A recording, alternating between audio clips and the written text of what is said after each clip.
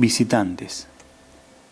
Creo que me encanta la sociedad, tanto como a la mayoría, y estoy suficientemente presto a prenderme cual sanguijuela de cualquier hombre pictórico que haya en mi camino. No soy por naturaleza un ermitaño, sino que, posiblemente, podría soportar al más rudo parroquiano de un bar si mis asuntos me llevaran allí. En mi casa tenía 3 sillas, una para la soledad, otra para la amistad y la tercera para la sociedad. Cuando se me visitaba en número abundante e inesperado, no había sino la tercera silla para todos, aunque por lo general daban en economizar espacio, quedándose de pie. Sorprende la de hombres y mujeres notables que puede contener una pequeña casa. He tenido bajo mi techo a 25 o 30 almas de vez, con sus respectivos cuerpos, y con todo era frecuente que nos despidiéramos sin habernos dado cuenta apenas de los próximos que habíamos llegado a estar unos de otros. Muchas de nuestras casas, tanto públicas como privadas, con sus casi innumerables dependencias, sus amplios salones y sótanos para el almacenamiento de vinos y otras municiones de paz, me parecen extravagantemente grandes en relación con sus ocupantes. Son tan vastas y magníficas que sus moradores no parecen sino cucarachas que las infestaran. Me sorprendo cuando el pregonero vocea su anuncio frente a un Tremont, Astor o Middlesex, y veo cómo, a modo de audiencia, acude escurridizo a la plaza un ridículo ratón, que muy pronto vuelve a escabullirse por algún agujero del pavimento. Un inconveniente que he experimentado a veces en una casa tan pequeña ha sido la dificultad de alejarme a suficiente distancia de mis visitantes cuando empezábamos a expresar los grandes pensamientos en palabras altisonantes. Se necesita espacio para que los pensamientos se perfilen y bien ajustados hagan el camino necesario para que lleguen a calar. El proyectil del pensamiento debe haber superado su movimiento lateral y de rebote y haber entrado en su firme trayectoria final antes de llegar a oídos del que escucha, so pena de que se salga de nuevo por un lado de su cabeza. También nuestras frases necesitaban espacio para desenvolverse y formar entre tanto sus columnas, su fuerza. Los individuos, como las naciones, deben contar con amplios y naturales límites e incluso con suficiente terreno neutral por medio. Yo he encontrado que es un lujo singular el hablar a través de la laguna con un interlocutor situado en la otra orilla. En mi casa estábamos tan juntos uno de otro que no podíamos empezar a oírnos siquiera.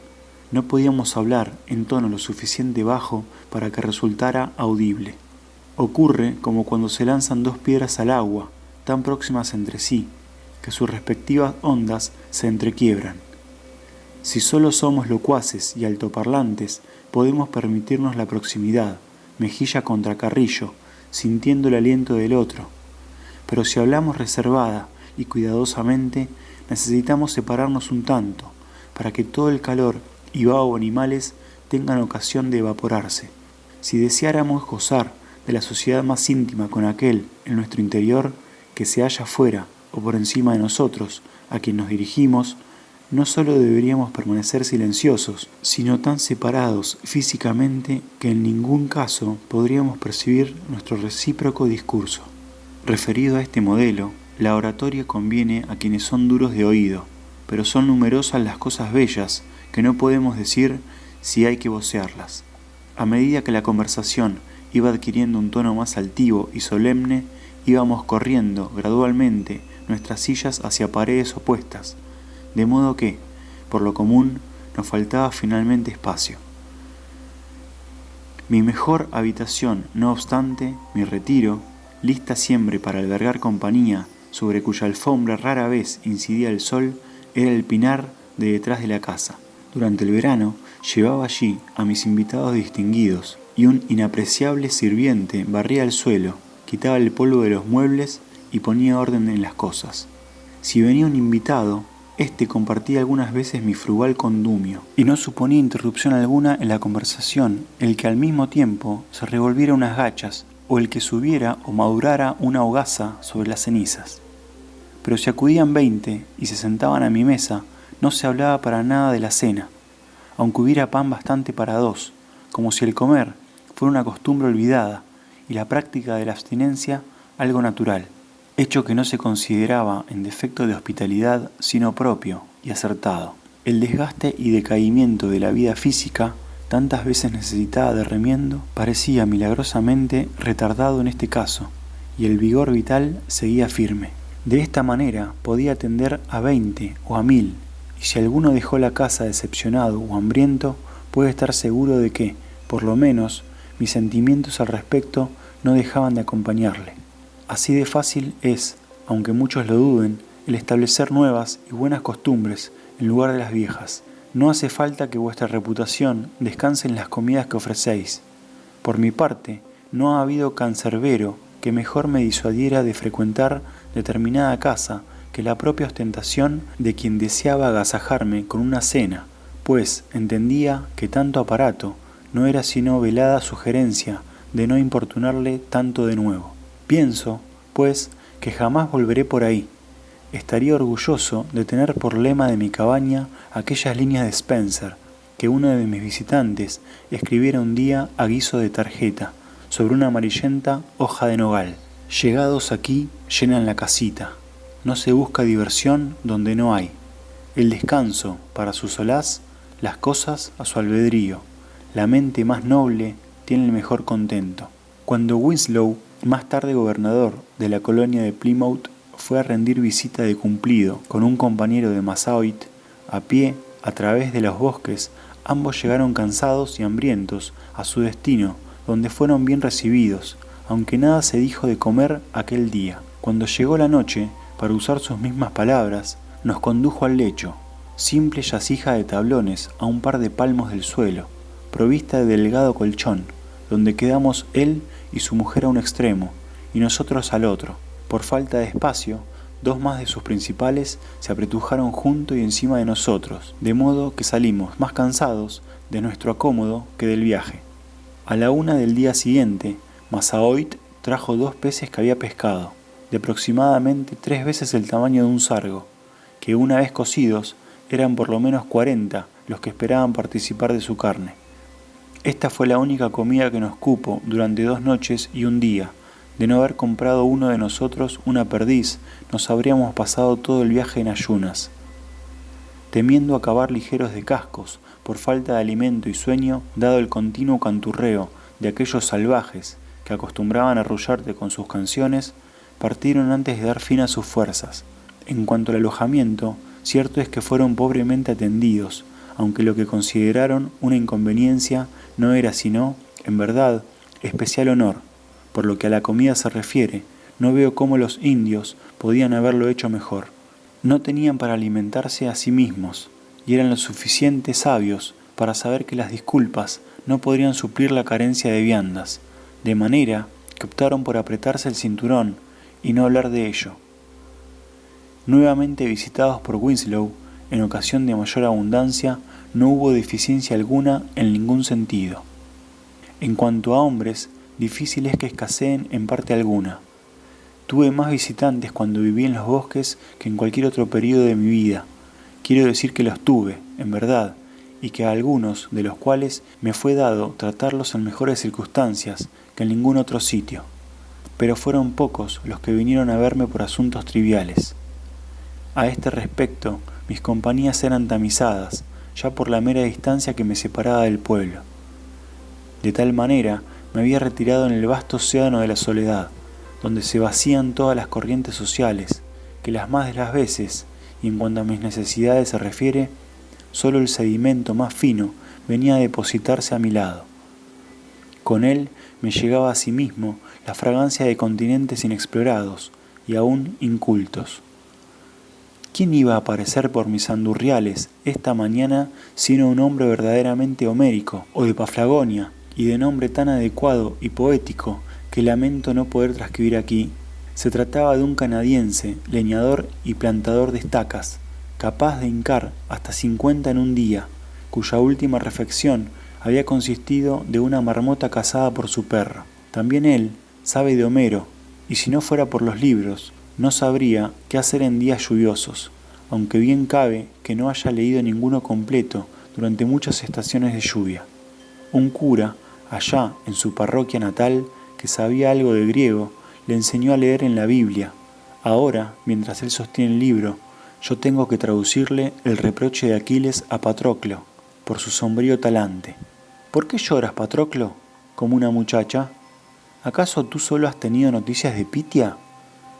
Dicen que Menecio, hijo de Actor, vive aún, y también Peleo, hijo de Eaco, entre los mirmidones. Razón habría sobrada para llorar de haber muerto uno de ellos. Al cabo, él dice, esto es bueno. Bajo su brazo, un atado de cortezas de roble blanco recogidas esta misma mañana de domingo para un enfermo. Supongo que no hay nada de malo en ir a buscar una cosa así, tal día como hoy, dice. Para él, Homero fue un gran escritor, aunque ignora sobre qué versaron sus obras. Sería difícil encontrar un hombre más sencillo y natural. El vicio y la enfermedad, que tan sombríamente tiñen las costumbres del mundo, diríanse inexistentes para él. Tenía unos 28 años y había abandonado el Canadá y la casa de su padre hacía unos 12 para trabajar en los Estados Unidos y ganar lo suficiente para adquirir una granja, acaso en su país natal. Había sido fundido en el más vasto de los moldes, era de cuerpo poderoso, un tanto pesado, aunque llevado con gracia, de grueso atezado cuello, de cabello oscuro e hirsuto, y ojos azules y apagados, que de vez en cuando se animaban con gran expresión. Tocado de una gorra aplastada gris, vestía un chaquetón de lana cruda, algo sucia, y calzaba botas de cuero de vaca. Era un gran comedor de carne, cuya provisión solía llevar consigo al lugar de trabajo, unas millas más abajo de mi casa, pues talaba durante todo el verano, en una fiambrera metálica. Solía consumir carnes frías, a menudo de marmota, y bebía café del caneco que pendía de su cinto. Más de una vez me ofreció un trago.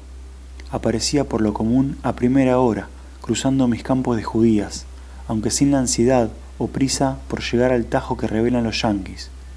No iba a herniarse, y tampoco le importaba mucho si ganaba tan solo para el sustento.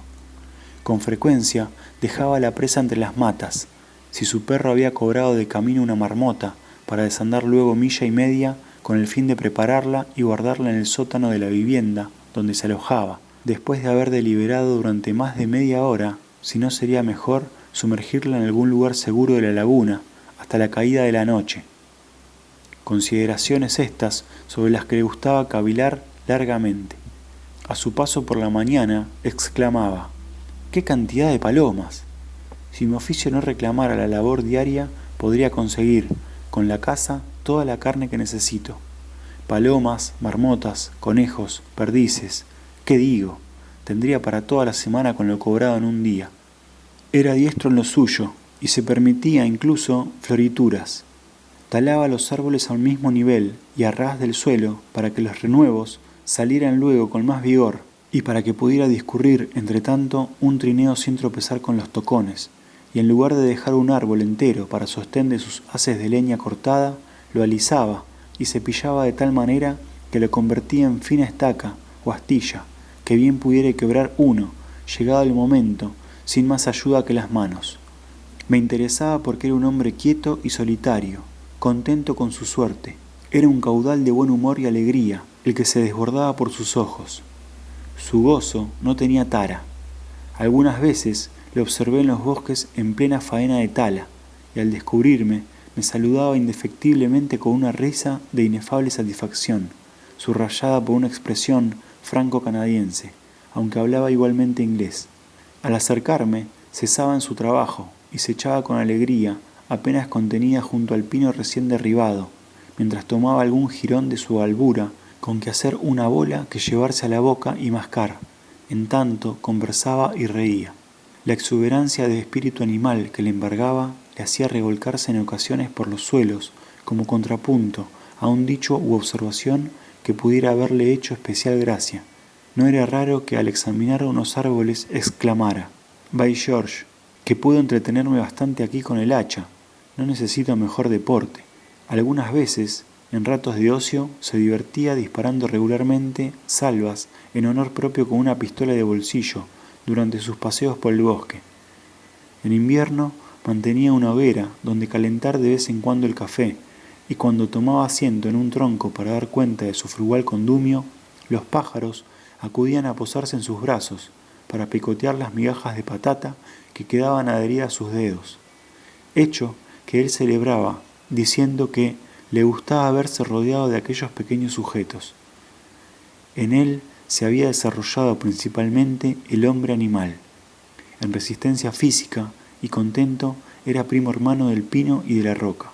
Una vez le pregunté si no se sentía fatigado llegada la noche, después de una dura jornada de trabajo. Él respondió, poniendo la mirada grave y sincera: «Gorrapit, jamás me he cansado en la vida, pero lo que había en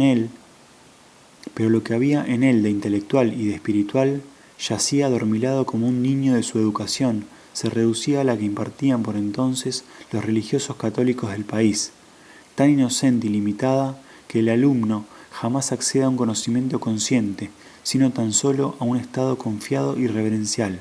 Así, del niño no se fragua el hombre, sino que éste parece permanecer siempre en la infancia.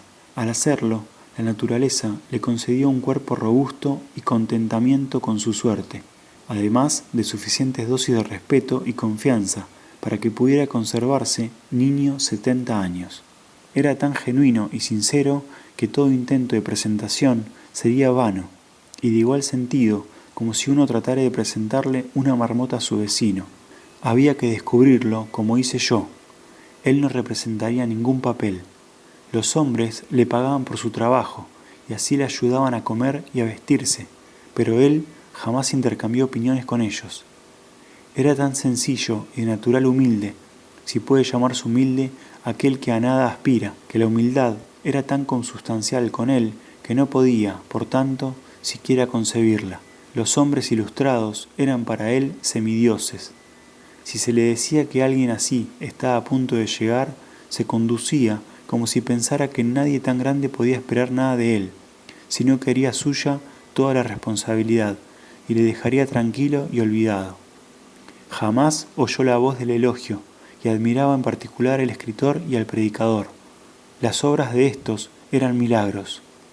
Cuando le dije que yo escribía considerablemente, pensó durante largo tiempo que me refería a la escritura en sí, pues él podía escribir con notable destreza.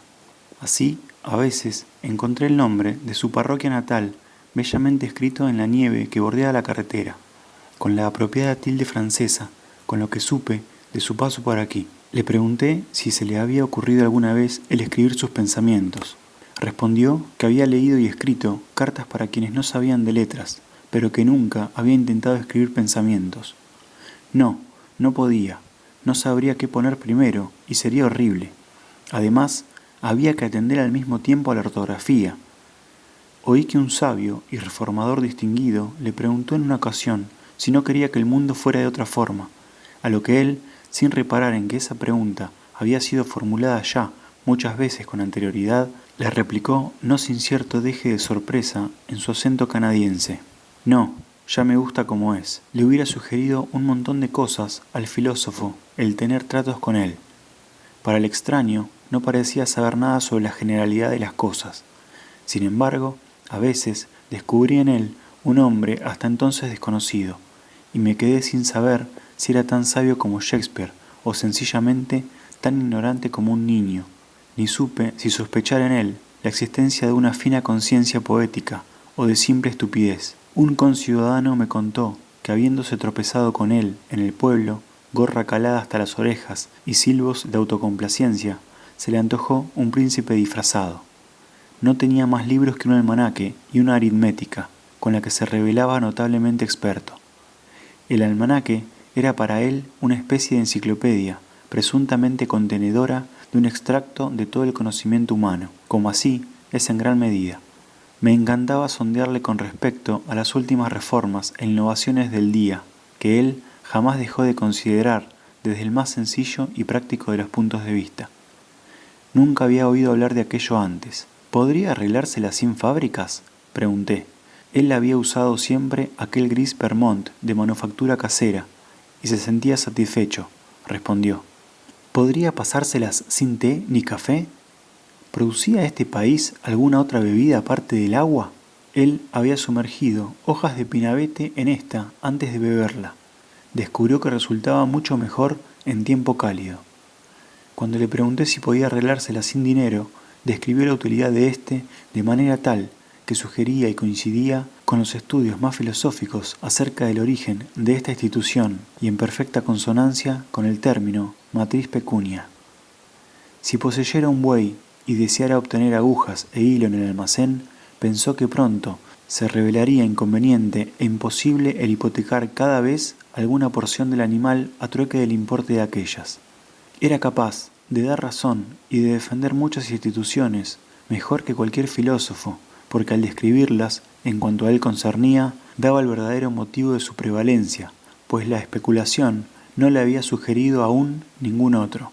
En otra ocasión, al oír la definición platónica de un hombre, un bípedo sin plumas, y que alguien había mostrado un gallo desplumado al que diera el nombre de hombre de Platón, se le ocurrió que no era poco importante la diferencia de que las rodillas se doblaran a la inversa. No es raro que exclamara: «¿Cómo me encanta hablar? Por Jorge, podría hacerlo todo el día». Tras algunos meses de ausencia, le pregunté a nuestro reencuentro si se le había ocurrido alguna nueva idea durante el verano. «Dios», dijo, «si un hombre que ha de trabajar como yo no se olvida de las ideas que han pasado por su mente, mal han de irle las cosas. Puede que el compañero que cava con usted desee de pronto echar a correr. En eso ha de poner, entonces, su mente. Usted seguirá pensando en las hierbas». Otras veces era él quien primero me preguntaba, deseando saber si en mis ideas o mundo se había producido algún avance.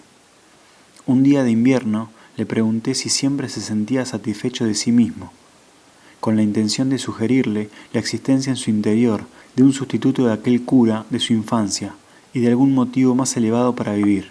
«Satisfecho», me dijo. «A unos les basta una cosa, a otros otra. Uno, quizá, si dispone de suficiente, se sentirá satisfecho sentado todo el día con la espalda hacia el fuego y con la panza contra la mesa, por Jorge». El caso es que no hubo maniobra alguna que me permitiera inducirle hacia el aspecto espiritual de las cosas. Lo máximo de ellas, lo supremo, podríamos decir, iba a la par de su carácter expeditivo, tal como cabría esperar de un animal, lo que prácticamente es cierto en la mayoría de los hombres. Si le sugería alguna mejora en su modo de vida, respondía meramente, sin expresar lamento alguno, que era demasiado tarde. Sin embargo, creía firmemente en la honestidad y en virtudes semejantes. En verdad que se detectaba en él cierta originalidad positiva, por leve que fuera, pues más de una vez me di cuenta de que pensaba por sí mismo y de que eran propias las opiniones que expresaba, fenómeno tan raro que no me importaría recorrer un día 10 millas para observarlo de nuevo. De hecho, con sus conclusiones, reoriginaba muchas de las instituciones sociales hoy vigentes. Aunque vacilaba a veces y no lograba expresarse con toda claridad otras, siempre subyacía un pensamiento sólido. Con todo, sus ideas eran tan primitivas, tan solidarias de su vida eminentemente animal, que incluso, siendo más prometedoras que las del hombre meramente instruido, rara vez maduraban en algo digno de mención. Sugería la posibilidad de la existencia de hombres geniales en la escala más baja de la especie, que aún, permaneciendo eternamente humildes y analfabetos, poseían siempre puntos de vista propios o que pretendían no darse cuenta de ello en absoluto, que son tan insondables como se consideran las aguas de la laguna de Walden, por más oscura y cenagosas que puedan ofrecerse. Más de un viajero se apartó de su camino para venir a verme y conocer el interior de mi casa. Como excusa, un vaso de agua. Les decía que yo bebía en la laguna, y señalando en esta dirección les ofrecía un cazo.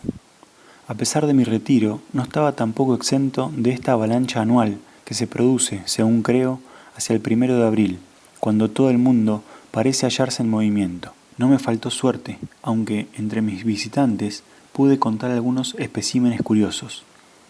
Semicuerdos del asilo y de otros lugares acudieron también, pero yo les hice usar de todo el ingenio que les restaba, haciéndoles confesarse conmigo. En estos casos hacía del ingenio tópico y una cosa se iba por la otra. En verdad que algunos de ellos me parecían más sabios que los llamados supervisores de los pobres y que los hombres electos de la villa, y me pareció oportuno que cambiaran ya las tornas. Con respecto a la cordura, descubrí que no era mucho la diferencia entre poseerla entera o solo a medias. Un día en particular, uno de esos pobres ineptos, inofensivo por lo demás, a quien con otros de su clase había visto más de una vez empleado a guisa de cerca viviente sobre un barril en medio del campo para evitar que se perdiera el ganado, y aún él mismo acudió a verme y expresó sus deseos de vivir como yo. Me dijo, con suma sencillez y veracidad, absolutamente superior, o más bien inferior, a cualquier cosa parecida o llamada humildad, que era deficiente en intelecto. Esas fueron sus palabras. El Señor le había hecho así. Con todo, creía que para aquel él valía tanto como cualquier otro. Siempre he sido así, dijo. Desde niño jamás tuve mucha cabeza, nunca fui como los otros, soy flojo aquí arriba. Fue la voluntad del Señor, supongo, y hele ahí como prueba de sus palabras. En verdad que se me antojaba un problema metafísico. Rara vez me ha sido dado encontrarme con el prójimo en terreno tan prometedor. Era tan verdad, tan sincero todo lo que decía, y ciertamente que en la misma proporción en que se humillaba, se ensalzaba. No advertía al principio que no era sino resultado de una sabia política. Parecía que sobre tal base de franqueza y verdad como la establecida por el pobre imbécil, nuestras relaciones podrían llegar más lejos que entre cuerdos. Tuve algunos visitantes, de los no reconocidos comúnmente como pobres en el pueblo, y que no obstante debieran serlo, que cuentan, por lo menos, entre los pobres de este mundo, de esos que no recurren a tu hospitalidad, sino a tu hospitalismo, que desean fervientemente ser ayudados y que hacen preceder su apelación de socorro de la información de que están resueltos, de todas, a no ayudarse jamás a sí mismos. Yo requiero de mi invitado que no se esté realmente muriendo de hambre, aunque goce del mejor apetito del mundo, por la razón que fuere. Los objetos de caridad no son huéspedes. Vinieron también personas que no sabían cuándo había dado fin su visita, aun cuando yo hubiera reanudado ya mis tareas y respondiera a su decir desde distancia cada vez mayor. Hombres de toda clase de ingenio se presentaron durante aquella estación migratoria. Los había con más cordura de la que sabían emplear. Igualmente, esclavos fugitivos, con hábitos de plantación, que, como el zorro de la fábula, escuchaban de vez en cuando, por si llegaba a ellos, el ladrido de los sabuesos a su zaga, y que me miraban implorantes como diciendo: «Oh, cristiano, ¿vas a rechazarme?». Hubo, entre otros, un esclavo realmente huido, a quien ayudé a seguir en pos de la estrella polar. Hombres de una sola idea, como gallina con un solo pollito, y aun pato, hombres con 1000 ideas y cabeza desdeñada, como aquellas cluecas a cuyo cargo quedan centenares de polluelos, de plumón crespo y carne flacas en consecuencia, todos a la caza de un gusano, y 20 perdidos con el recio cada mañana, hombres con ideas en lugar de piernas, especie de 100 pies intelectuales que te obligan a arrastrarte sin cesar. Uno propuso disponer un libro donde cada visitante estampara su firma, como los escaladores que dejan constancia de su proeza tras haber ascendido a las White Mountains. Pero, ¡ay!, mi memoria es lo suficientemente buena para necesitar de semejante recordatorio. No pude menos que apreciar las peculiaridades de algunos de mis visitantes. Las muchachas y los jóvenes, así como las mujeres todavía lozanas, parecían contentos de hallarse en los bosques. Contemplaban la laguna, examinaban las flores y sacaban provecho de su tiempo. Los hombres de negocios, los granjeros incluso, pensaban solamente en términos de soledad y empleo, y en la distancia que me separaba de personas y cosas en particular, y aunque afirmaran gozar de un paseo ocasional por la floresta, era evidente que mentían. Hombres ocupados e inquietos, cuyo tiempo transcurría bajo el constante agobio de tener que hacerse con un empleo y luego conservarlo. Clérigos que hablaban de Dios como si poseyeran el monopolio del tema y que no soportaban el menor contraste de pareceres. Médicos, abogados, amas de casa en tanto violentas, que curioseaban en mi armario y lecho cuando yo me encontraba ausente. ¿Cómo, si no supo Misters que mis sábanas no estaban tan limpias como las suyas? Hubo también jóvenes que habían dejado de serlo y optado, en cambio, por la presunta seguridad de que era mejor seguir la transitada senda de una profesión. Todos, en general, concurrían en que no era posible hacer mucho de bueno en mi posición. ¡Ay! Ahí era donde les dolía. Los viejos y enfermos, y los tímidos independientemente de su edad y sexo, pensaban principalmente en enfermedades, en un súbito accidente y en la muerte. La vida se les antojaba, llena de peligros, pero ¿qué peligro existe si uno no piensa en ello?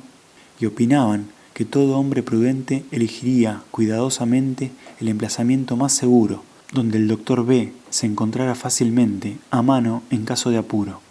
Para ellos, la población era literalmente una comunidad, una liga para la defensa mutua, y es de creer que jamás saldrían en busca de galluvas desprovistos de botiquín. Al fin y al cabo, si un hombre está vivo, siempre existe el peligro de que pueda morir, aunque debe concederse que en proporción es menor si, para empezar, se trata ya de un muerto en vida. El hombre es asiento de tantos peligros como riesgos corre. Finalmente, hubo también los sedicentes reformadores, los más aburridos de todos, quienes pensaban que yo no paraba de cantar. Esta es la casa que yo construí, y este es el hombre que vive en la casa que yo construí. Pero no sabían que el tercer verso decía: estas son las gentes que molestan al hombre que vive en la casa que yo construí. No me preocupaban, pues, los robagallinas, pues carecía de ellas. Sí, en cambio, quienes molestan a las personas. Gocé asimismo de visitantes más alegres que los últimamente nombrados. Niños que recogían vallas, trabajadores del ferrocarril, de paseo dominical, con la camisa limpia, pescadores y cazadores, poetas y filósofos, en suma, peregrinos honestos todos, que acudían a los bosques en busca de libertad, dejando la villa a sus espaldas. Me sentía tentado de saludarles con un «bienvenidos a los ingleses, bienvenidos los ingleses», puesto que había establecido comunicación con aquella raza.